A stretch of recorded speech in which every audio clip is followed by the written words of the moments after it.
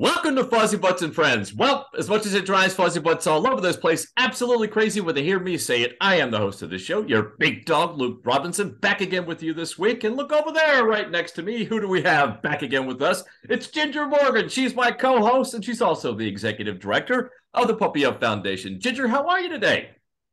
I'm doing well. I think I need to exercise a little bit after the Thanksgiving holiday. So it's a nice. We're going to talk about weather again. You know that it's a nice, beautiful day here in Tennessee. A little chilly, but maybe I'll be able to get a walk in sometime later today. Yes, yes. Before we get down to business, I have to apologize to the audience. We had intended to post a Thanksgiving special episode last week, but with my broken foot, which I haven't really talked about on Fuzzy Butts and Friends, but I broke it a few weeks ago. And then with Indiana, it was just a mess. So my apologies. Ginger and I tried, but we have a new episode here for you this week. And we're excited about it, Ginger, because it's one that you and I unfortunately know very well. And we have such a wonderful person who has devoted her life to such an important topic, such as pet loss. And so I'm glad, happy to welcome to our show Colleen Ellis. Colleen, welcome to Fuzzy Butts and Friends. Luke and Ginger, thank you. Thank You're you. welcome. You're very welcome. We like to start off the show, Colleen, by talking about Fuzzy Butts. So before we get into the sad business of our conversation, but necessary business, very important business that you're doing, we'd like to start it off with a little bit of levity. So tell us about your Fuzzy Butts. Do you have? I know you don't have any with you right now, but do you have Fuzzy Butts? I have fuzzy butts. I got two fuzzy butts, and my fuzzy butts, in fact, I was a few minutes late because the groomer just pulled up. So fuzzy butts are out getting their little buttsies fuzzied up again. So we always have to have a discussion about why baths are important and how the groomer is not a bad person. And so we had to have our recentering conversation this morning before we went out. So I am the proud mommy of a flat-coated retriever, probably a little mix. His name is Albert. And then the light of my life and the most perfect animal in the entire creation is a little, probably Shih Tzu. They're both rescues, probably a Shih Tzu, and her name is Beulah.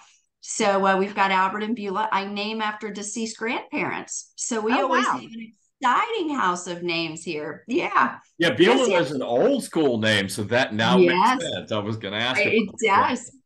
Yeah, so Dad's mom, Beulah. So yeah, I have to ask. I'm not an expert at all the different breeds out there. What is a Shih Tzu? Shih Tzu? I hope I said that. Shih Tzu, Shih Tzu poodle. Shih Tzu poodle. A sheepdog and a poodle. I should have put. No. Shih Tzu. Shih Tzu. Shih Tzu. Shih Tzu. Yes. There's another way to combine those two words, which would probably not be for me. Not suitable for our audience. Nope, yeah, I had a quality. So years ago, and yes, I mispronounced the name of her breed many times. Yes, yeah. It generally comes up. Shih Tzu happens in my world, so we just use it. We just use it. You can have fun with it. Well, I wish we had a chance to see Beulah and Albert, but God bless them. I'm glad you have a house full of love and happiness. Well, now that we know about your Fuzzy Butts, Colleen, please start off with your origin story. I had a chance to read a little bit about it, but it was one of your Fuzzy Butts that really inspired your life work, right? So please tell us your story. Yes, it is. So Luke and Ginger, I came out of the human death care industry, and I've got some amazing stepchildren, but I never had my own children. And so the animals were my children. And Miko was, in fact, I wear a necklace with her paw print on every day to remind me of my why and to remind me that everything I do is for her and for me. And as I was nearing my end in the human death care industry, she was getting older, and I knew that the time was coming. And I started to look around to see where those little facilities were going to be that handled pets and pet parents the way that I knew we handled people when they lost a loved one.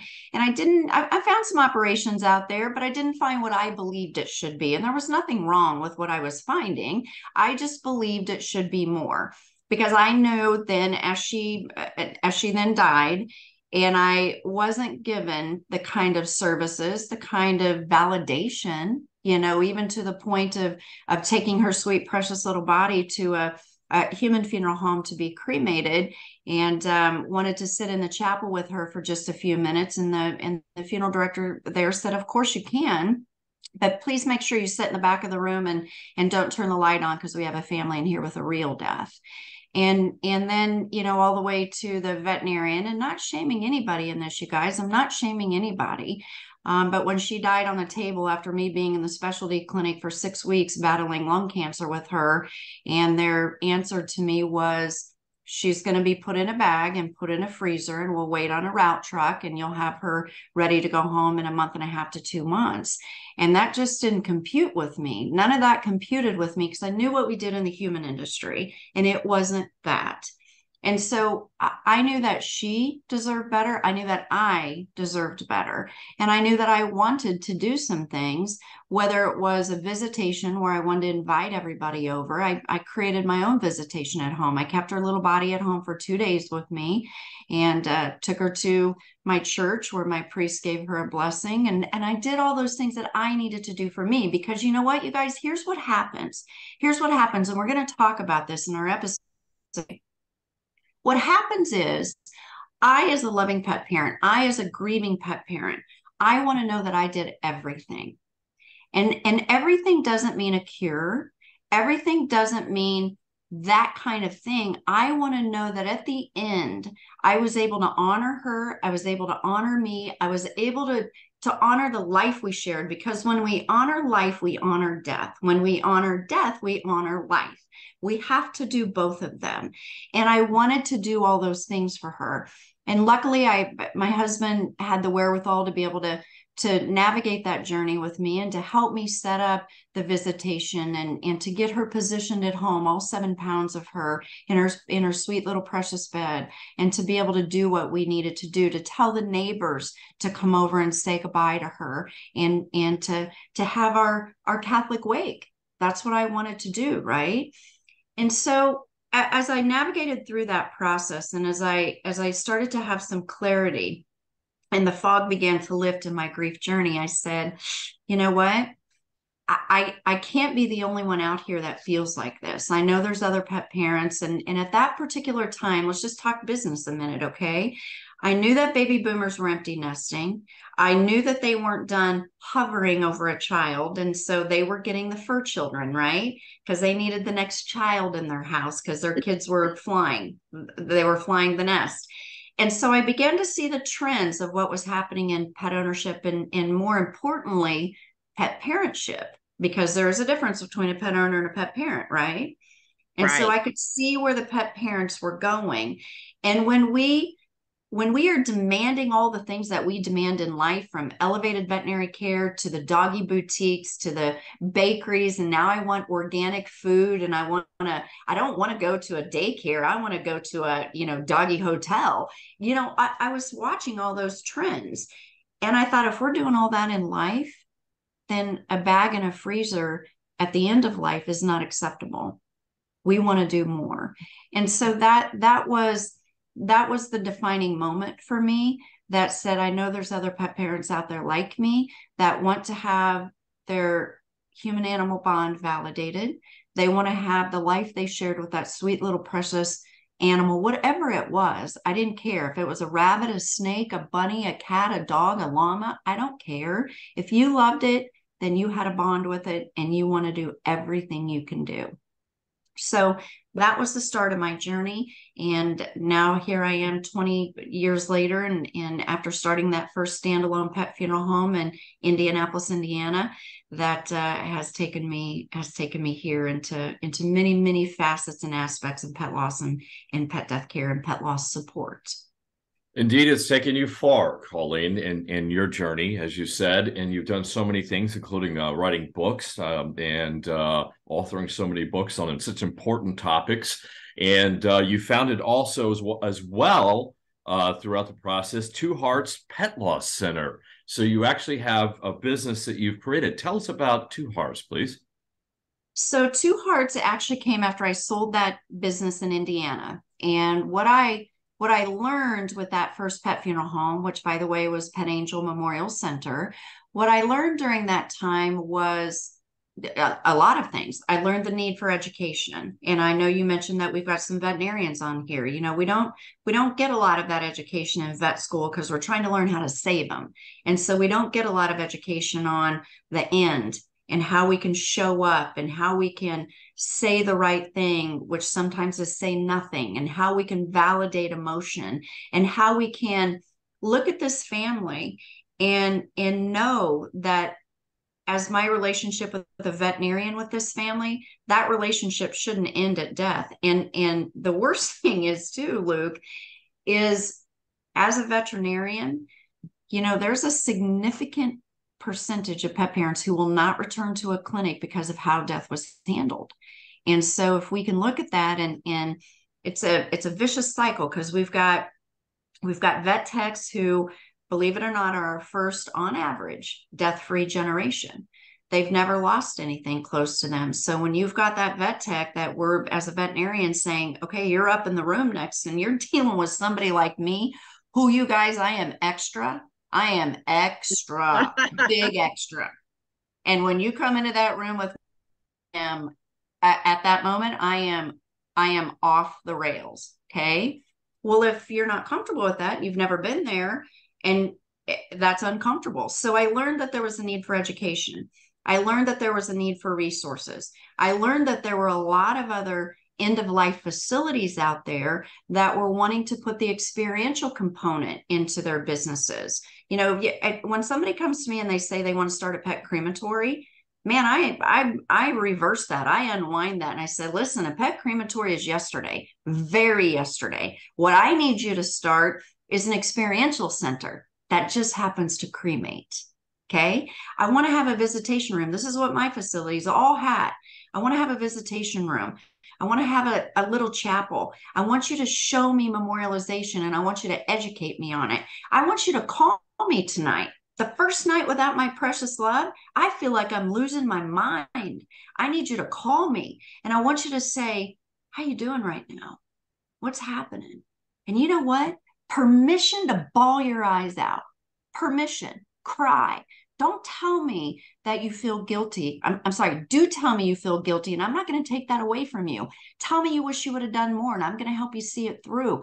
Tell me all these things. I want to support you through all of that, because it is, pet loss still, you guys, is a very disenfranchised grief. Okay. It's one that a lot of people don't get.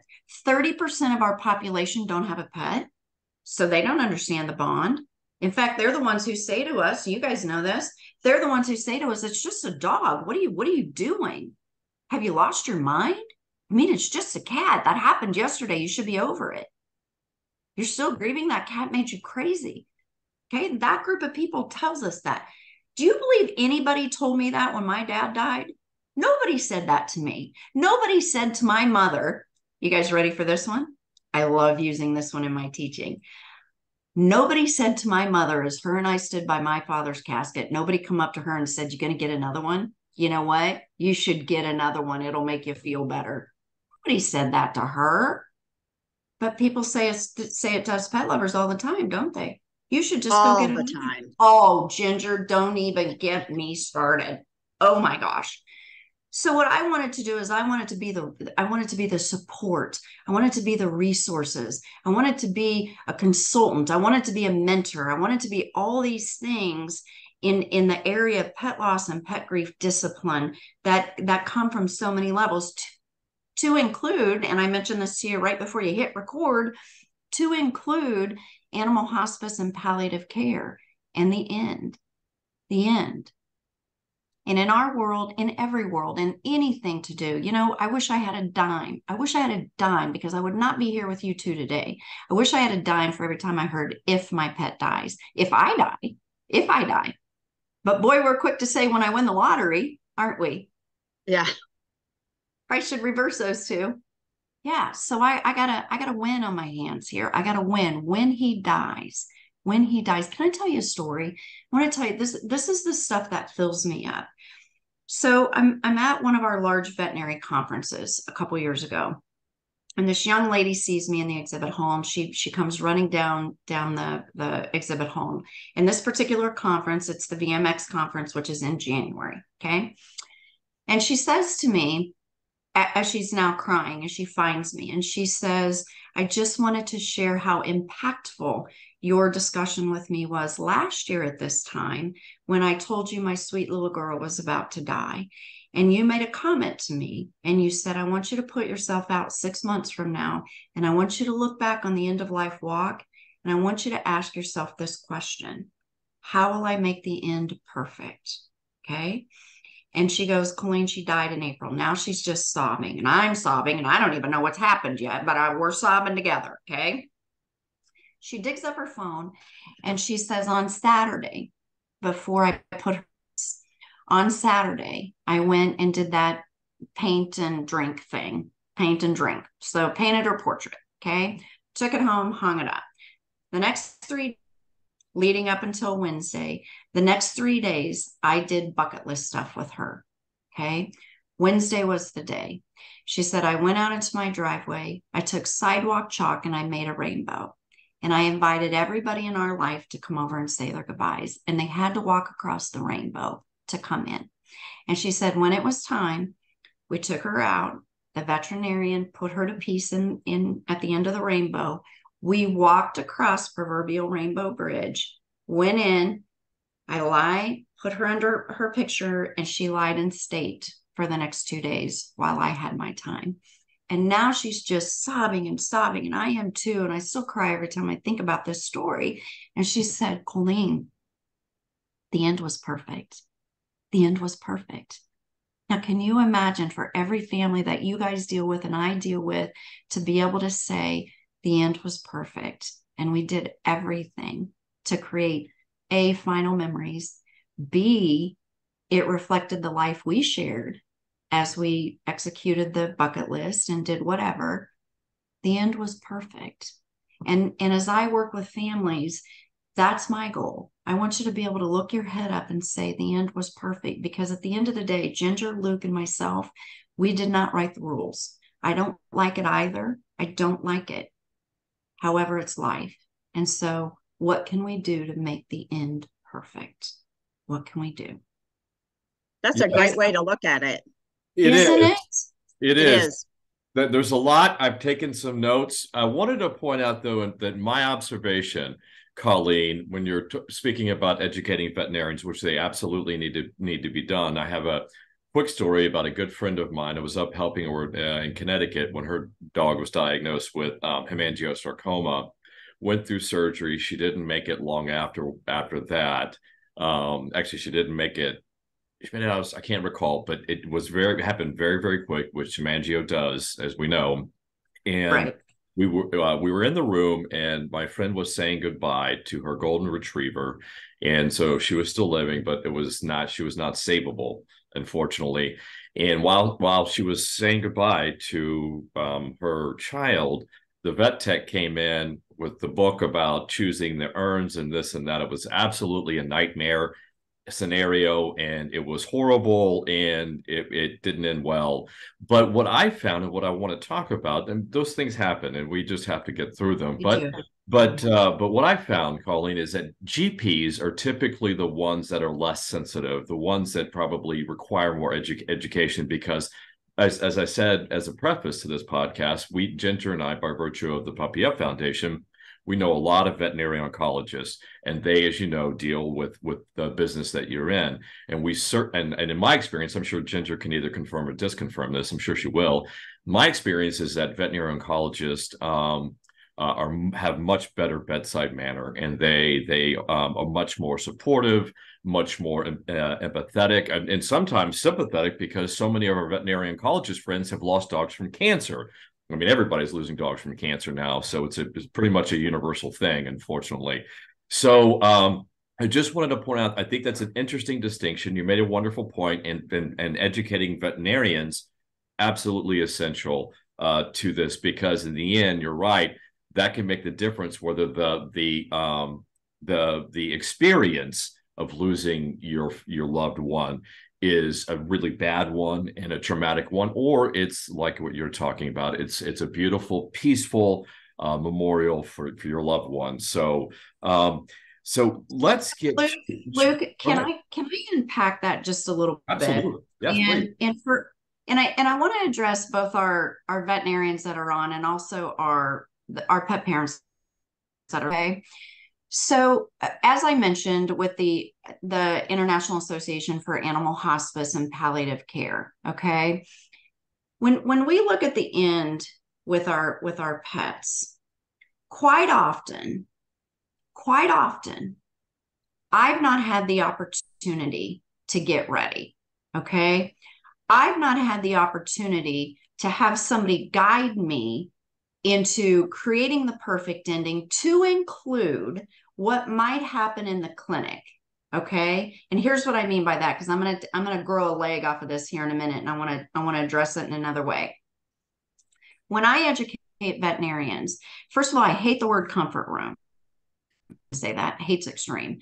I believe it can be done better. Okay, let me retract that. I believe it can be done better. And I have a whole webinar on reimagining your comfort room. Okay, the first thing is, and I'm going to use just some examples here. What if that room was called Harry's room? Okay, because we all know one of the things we hear from families is, if I come into your clinic, please don't put me in room 2, because that's where it happened the last time. Okay, I don't want to go into room 2. And room 2 has no meaning. Room 2 is cold. Room 2, what the heck does room 2 mean, right? But I know what happened in room 2, okay? So when we reimagine our comfort room, now it's called Harry's room. And when I walk in, there's a picture of Harry up there that says, hey, we too sat in this room. Harry was our stray. We took him off the road. He loved us big. He loved us more. And when he died, whew, we ugly cried. Big time. This room is meant for ugly cry. This room is meant for all those emotions. This room is meant for that. It's safe here. I want you to go over there, by the way, on the desk, there's some paper. I want you to write him a letter. And by the way, there's a chalkboard wall over here. We painted it with chalkboard paint. I want you to go up and write a message to him. And because we as the people in the clinic, we all went and wrote a message. Just said, we loved your little buddy Woody. We're going to miss that little silly golden retriever face. We love that. And now you're looking up at the wall and you're seeing all these beautiful messages. Okay. And I've got some water there. I can get down on the floor with him. There's a blanket because I get cold when I'm in grief. I get cold and my mouth is dry. So I've got all that kind of stuff. You see what I'm saying? So it takes a whole different meaning, but it's still tough on our staff, right? It's still tough. I mean, you guys hear the words just like I do, compassion fatigue. I think it's more than that. It's more than compassion fatigue. Okay.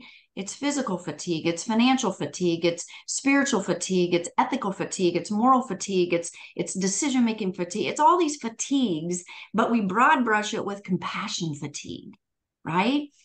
But imagine if our oncologist said to us, we're there, it's time, but let's do this, because you need to get ready, mommy. You still need to get ready to say goodbye. Let's get him some palliative care. Let's keep him comfortable. I want you to take him home, and I want you to take the next day, 2 days, whatever it is, given the disease progression we know that we're facing. And I want you to go home and get ready. And I want you to talk to a colleague of mine who specializes in just this. And they're going to come to your home. And they're going to sit outside under that tree, and you can have all of his treats there, and you can grill that steak and let him smell that. And all those times that he stood by the grill and he couldn't wait for you to flip him a little piece, give him the whole steak. We're going to go home and we're going to do that. You're going to play music and you're going to have your wine toast, and we're going to do it under that tree. And you're all, and he's going to go out with his little heaven on earth. Okay. And you, family, you get the next day or two to do a bucket list, to get your heart ready, whatever it may be. So I'm going to do a little teaching right now, okay? I'm going to do a little teaching. And I want us to understand the words grief and mourning, okay?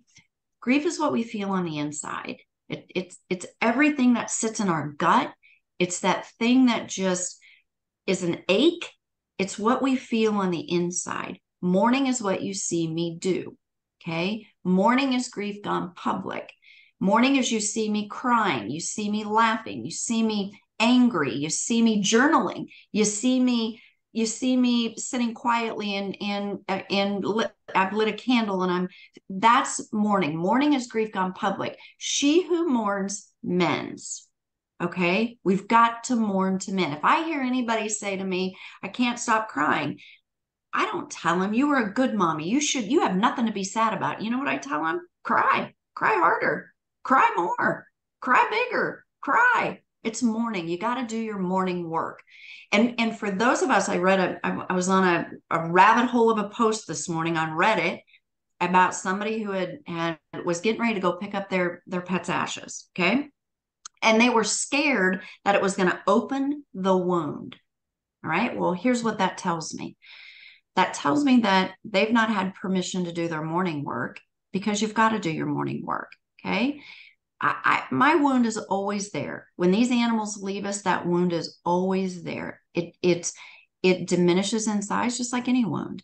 It diminishes in size. Sometimes it hurts. Okay. When it's the first spring and he's not here to go for a walk, that wound gets opened again. All right. And I'm all right with that. But I did my morning work. We've got to do our morning work. And so when we get to go home, the education from our end-of-life professionals is, I want you to take the next 2 days and I want you to do something. That's the bucket list, right? That helps us start our morning work. And I want you to really reflect on, what would he love the next 2 days? What would you love to do together the next 2 days? What is it? What does that look like? Do that. Yes, I've never had that. Anyone recommend that or all of that to prepare? That's for sure. And I was listening to you and just curious, why is that why vets don't engage the pet parents like that as openly and help them through that, get ready for it. But also, like you said, some of them come quick. I had two that did in my first, Malcolm and Murphy Hudson, my last one, that passed from cancer 2 years ago. That was very, very quick and unexpected. And I just feel like so two were bad situations. One was not as bad. Murphy, we went to a park in Memphis and the veterinarian came out and joined us. But I think it's that time. Maybe it's just that I just always felt like I never had time. I never had time for all the things. It happened so quickly. And I'm like the worst case scenario client of yours. I wish I had you. I wish I would have met you when I lost Murphy and began on my journeys, because I did grieving the absolute worst way. Just drink yourself until you kill your liver. That's absolutely the worst way, because I realize while you're doing is you're just pushing grief into the future, and you're going to keeps going on and on until you make that decision. So just sage words that you have are so important for pet parents to hear. And I'm a special case in of all the things you could do wrong. So I'm like the exact opposite of what you're telling pet parents. But I didn't have someone like you to help me along and guide me along. And I don't cry really in public. I'm from Texas, and that's just sort of the way I was raised. It's not good. It's not right. But I internalize everything. And I think that's very difficult for pet parents. So if I'm sure I will have that happen again one day, but I would like to try what you're talking about. I would like to do the things that you're recommending because they're so important, what you're saying.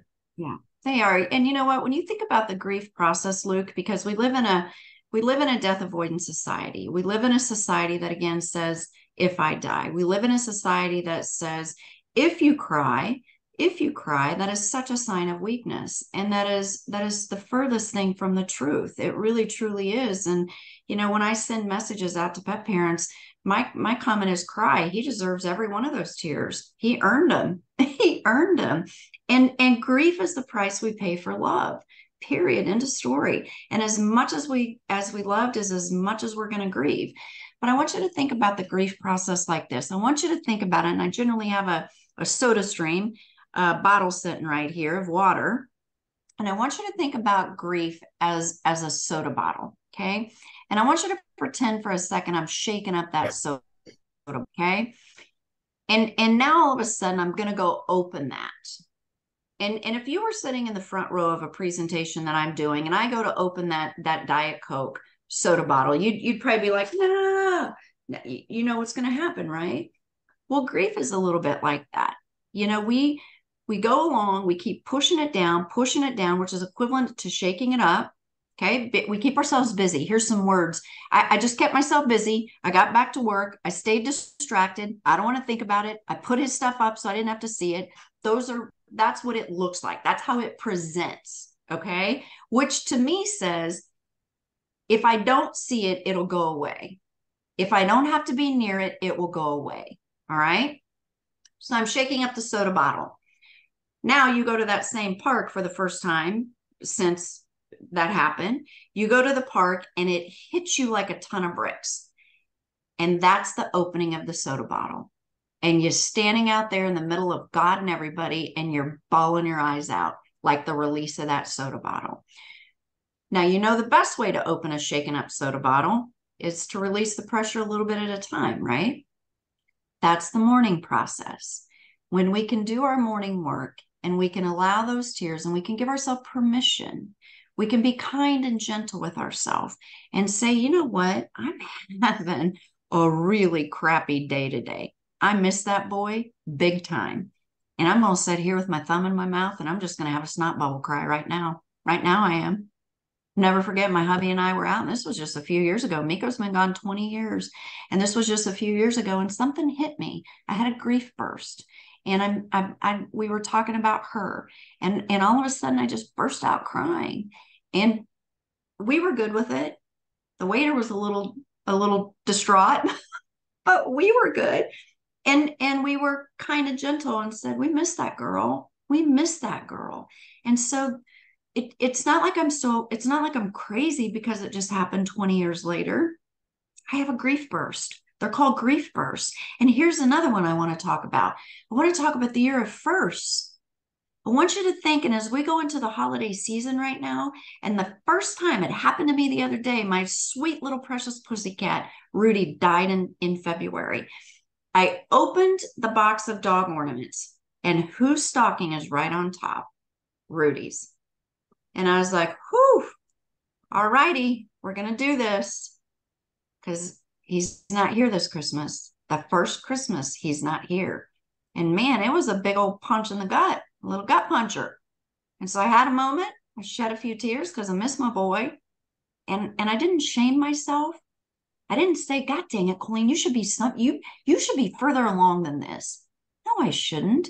Wherever I'm at right now is exactly where I should be. And I'm in my year of first, where it was my first holiday that I didn't put his stocking up. I didn't put his ornament on the tree. Okay.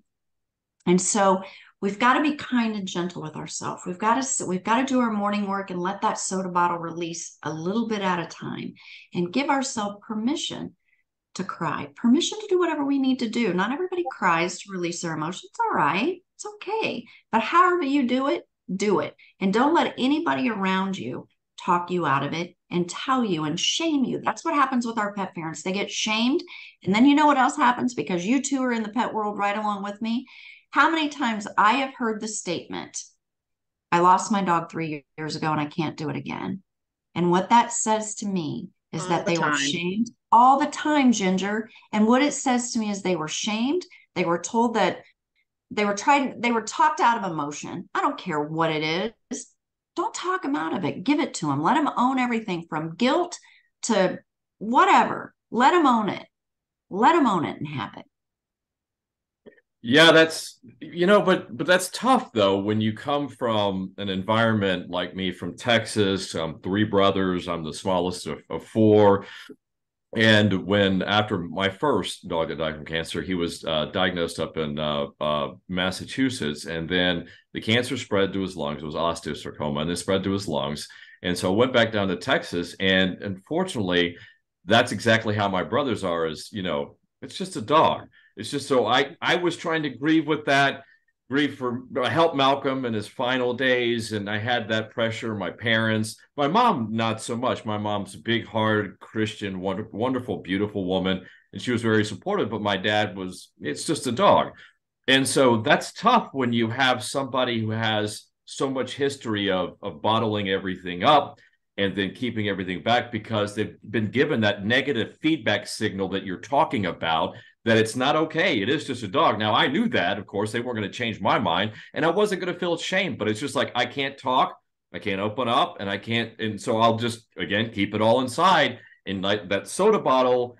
And I have the bad habit of that soda bottle happening to spew all over on social media back in the day. Whenever I would just keep the grief down, it would come pouring out over a couple of days on social media, and I'd lose a ton of followers because they would just say, "You're a mess, you're a mess." But it's a reality though, and that is a reality for some of the pet parents that you talk to. Is you're dealing not only with the current situation, but you're also dealing with so much that the actual pet parent has inside that they just don't have. They were never told that, like you said, they never got that positive feedback signal that, yes, man, I know what you're going through, my brother, and let's go through it together. They just didn't have that throughout their life, and that's a huge challenge. That's a big wall for you to climb, Colleen. Well, there's a couple ways to look at that. So as I mentioned before, we've got 30% of our population who doesn't have a pet. So that's going to be your brothers, okay? Or they see pets as a pet owner versus a pet parent, which is you, Luke. So there's a couple ways to look at that. One is to say there is a subset of the population who doesn't get this. And in the 6 central needs of mourning, which I work with my families, the 6th central need of mourning is find that healthy support, okay? And so when you have a situation like that, like you have with your brothers, and no shame to them, no shame, they just don't get it, okay? And that's okay because they don't get you either. And so it is what it is. And we don't get them because they don't get it. So it's a mutual understanding. You're weird and they think you're weird. So it is just what it is. But at the end of the day, the question you have to ask yourself is, my brothers aren't going to get it. And so I can do one of two things. I can stay in for the good fight to try to see if I can help them get it. Or the second thing I can say to them, and I say this all the time to people, is, listen, brothers, I know you don't understand my love for Malcolm, and I know you don't understand it. If I can ask you to have a respect for my feelings right now, that's all I need to ask you. Don't try to understand it. Don't try to get it. Don't try to talk me out of it. Just respect where I'm at right now. Okay. And I'm going to be a hot mess here. And I need you just to respect me for who I am. I'll give you a parallel to that. People would ask me, how do I invite my friends and family to come to a funeral for Malcolm? How do I ask them to come to a funeral? And I said, well, first of all, the statement that funerals are for the living is true. Okay. So the statement is not, will you come to the funeral for Malcolm? The statement is, brothers, you know how important Malcolm was to me. Can you come support me on Sunday when I have a funeral for Malcolm? Because I'm going to need your support to be there. And so we've got to kind of turn it around a little bit and not so much try to help them get it, because they're not going to get it. We need to reframe it and say, I need you to respect where I'm at right now. I know you don't get it, but can you just love me unconditionally as my family and as my brother and be here with me? That's what I need. That's what I need. And I may talk about Malcolm and I may say the same thing over and over again. Can you be patient with me? Please. That's so important to have that conversation. But to go back to my brothers, as I certainly wasn't dissing them. I have 3 wonderful No, not at all. Yeah, they all have families, and it's a value thing, and that's sort of the nature of our conversation. It's just how we value things as society, personally, and unfortunately, there is 70%, if we want to use that number, of the population that don't value our companion animals as highly as our human mates, our human kids. And that's something that you just can't change, and they can't change you. And I accepted that with my brothers. And so I don't have any animosity or hard feelings toward them. It's just a reality. And plus, I'm conditioned to keep things inside, which so many people are. I want to talk about quick. Back to your brothers, because we're using your brothers as a beta name for the 30%, right? We love your brothers. They need to know that we love your brothers. But the 30% who don't get it, and again, we don't shame them. we as a grieving pet parent just need to know who they are, because if I believe I'm going to get full unconditional love and support in my grief journey, there's going to be those people that are maybe not going to give it to me. And so what's going to be frustrating to me is when I try to get it from them. Hang on one second. Sure. Oops, something just happened here. Can you guys see me okay? Yes, you're good. We can see you. Just fine. Okay, perfect. So there's going to be a subset of the population where, again, they're not going to get it. And we just have to know that that's who we're going to go to, or not go to, that's who we're going to go to get support. And as I've told some folks before, I said, there's going to be some people that maybe we need to put in a box a little bit and put them up on that shelf until we're ready to get them. Because right now I need all hands on deck that can give me the love and support that I need. And that's not to shame those that are in the box on the shelf, not at all. I just need to know who I can bring into my world right now. The things that you're saying could be more broadly looked at, that everybody needs to be educated about grief and mourning in this whole process. Because as you say, we all defer death. We all defer death or don't want to talk about it, don't want to think about it. I'm an artist now, and there's a style of art called memento mori, which means remember death. Mm-hmm. And it's so powerful because it compels you to keep that not too far in the distance, always there, because it makes you value life much more highly and on a daily basis, and value your relationships and everything that you should be grateful that you have in your life. So education is just a multilateral, necessity in our society at every single level. And you've written some books, Colleen, some wonderful books. And I think that that's where you're trying to do that, right? Tell your story and also educate people about this, right? Tell us about your books, yeah. Please. Your wonderful books. So they're right there behind me. So my first book is Pet Parents: A Journey Through Unconditional Love and Grief. And just a beautiful educational book. It goes there'll be a chapter on a story, and then there'll be an educational component following it of whether it's educating yourself ahead of time, how to have a memorial service, how to be an advocate for your pet in the end of life, whatever it is. So it's chapter by chapter. And then Dr. Mary Gardner and I just co-authored 2 books, Forever Friend. And the first one that released is for a dog, and the second one is a cat. And I just hesitated there for a minute because while they are children's books, I'm going to air quote that, while they're children's books, the really big, powerful part of those books is when the family sits down and does the books together. And so we talk about that, and it's for the kid of today, which is what I love. We give them the opportunity to write a blog. We give them the opportunity to create a YouTube video. Wow. We give them, it's very much the kid of today who, is very tech, right? And so we really tapped into that child of today and help them with the way that they do things, Yet also we went a little old school. There's an opportunity to color. There's an opportunity to write a letter. There's an opportunity to answer some questions such as, if my doggy or kitty were to have a professional career, what would they have been? What do we think their fashion sense would have been? What do we think their voice sounded like? And we humanize these animals anyway, right?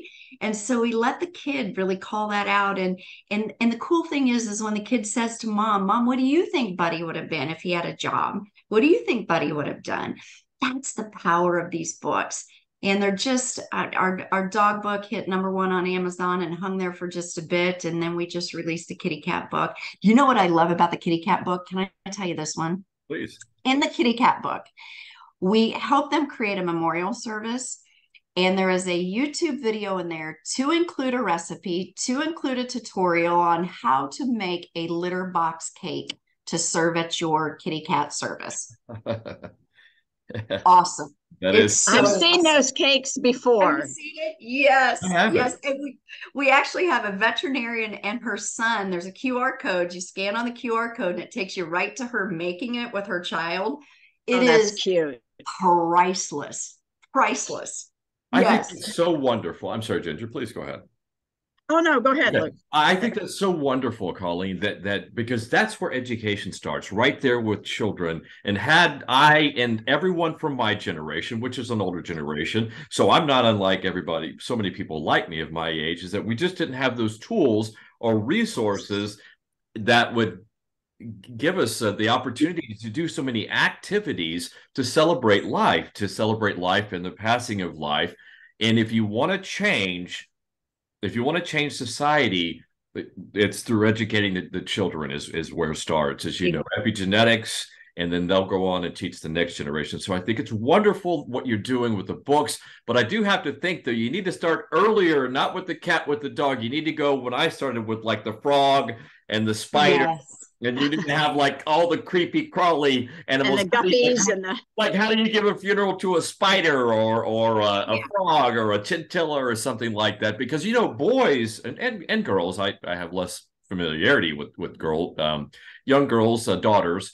But you know, boys, they start collecting bugs and weird things and living things at a very young age because it's science, it's fascinating. They want to understand it, and then they become attached to it because, as we see now so often, is that the ability for humans to relate to animals is so magical. It's so open, and it can do with any animal. And so Yeah. even if it is a spider or a gecko or a lizard of some sort like that, it's still that relationship that needs to be valued and honored.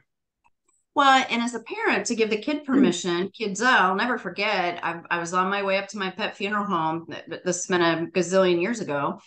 And my stepson, who that business, called me and he said, "Hey, I've got 4 children in here and they're wanting to have a service. They just showed up." And I said, "Okay, well, get the baby lying in the room and I'm on my way. I'll get there as fast as I can." And he's calling again. "Are you close?" I said, "Yes, I'm close. Make sure the pet's lying in state, make sure the children are ready, and I'm going to scoot in that back door and we're going to be good to go."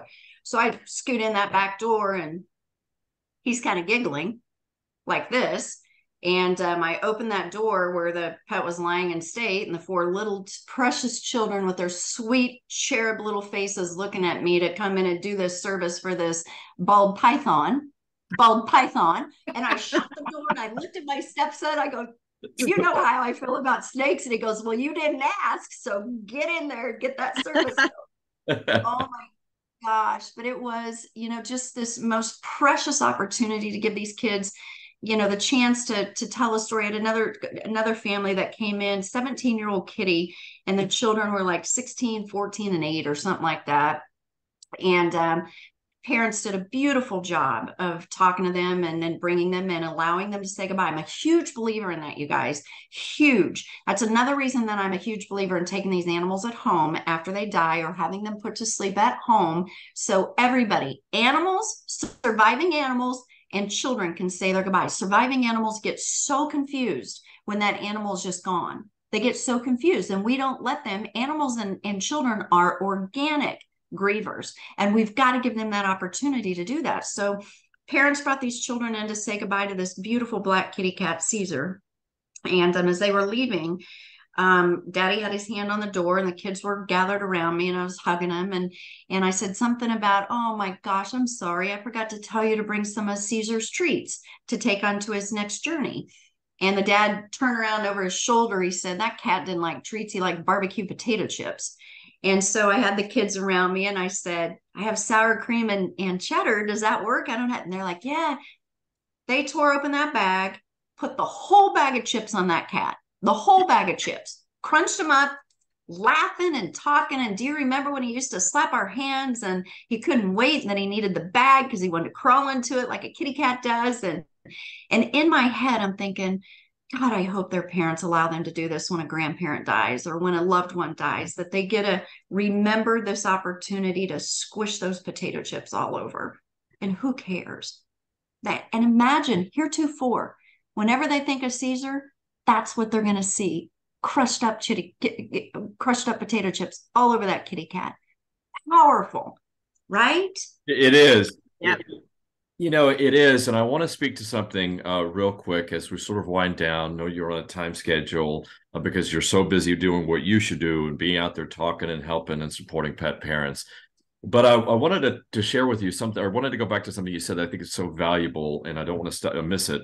And that is that your other fuzzy buds, companion animals in the household, also need to grieve or see that, because when I lost Murphy, we said goodbye to him at park, and then Dr. B took his body, and then we had it cremated and so on and so forth. And I didn't take it back to Hudson, and Hudson was his mate, his brother. And then I did double down on the mistake. And then I didn't realize it because I just didn't know and understand. I wanted to get Hudson a brother as quickly as possible. And because I made the first mistake with Malcolm, I waited 6 months to get Murphy Hudson.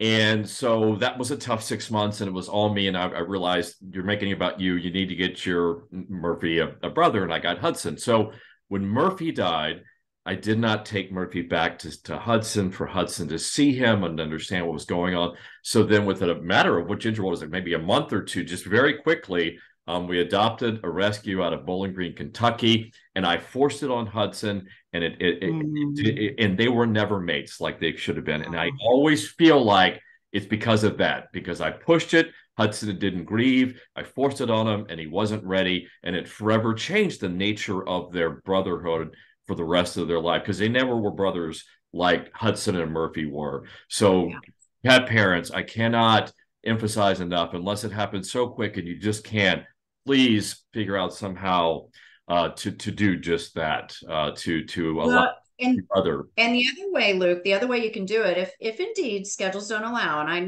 we need to be realistic here, because I'm a huge believer in keeping animals home. I keep mine home for at least 2 days.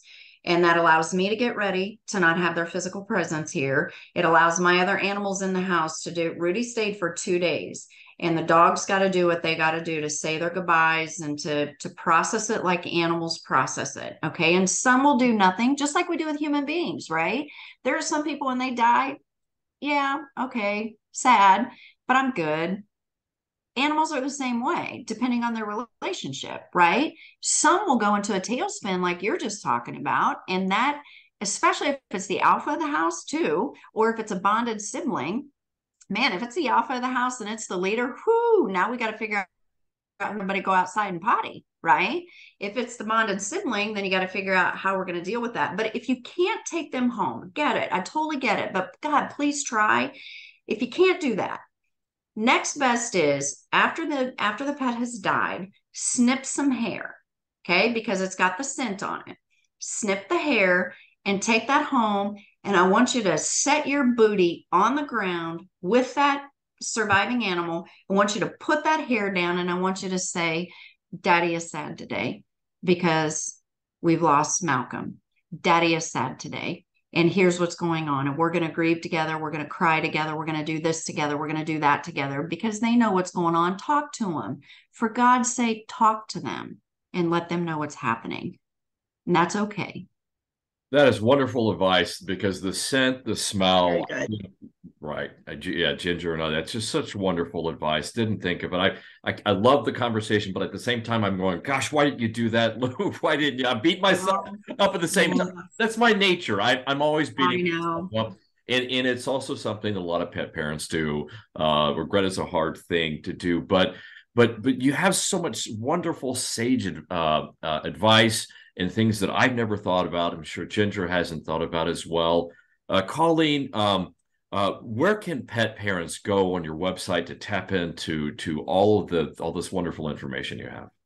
So they could definitely find me at Two Hearts Pet Loss Center. Okay, Two Hearts, my heart and their heart. Two Hearts Pet Loss Center. And then, of course, if they want some with my professional organization, the International Association for Animal Hospice and Palliative Care, it's the acronym, so it's IAAHPC.org.